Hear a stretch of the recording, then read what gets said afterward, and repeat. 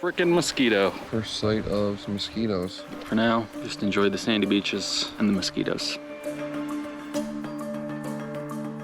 I see that we had a visitor last night. Fresh caribou tracks. There's herds of caribou. Had one of the coolest animal wildlife encounters I've ever had. Something I'll never forget. Being surrounded, they were so close. I almost felt like I was in danger of getting trampled. It's different from anything else I've experienced before. How many people out there can say they've watched a march of beluga whales? They've started coming in closer and closer. I mean, so close you could throw a rock at it if you wanted to.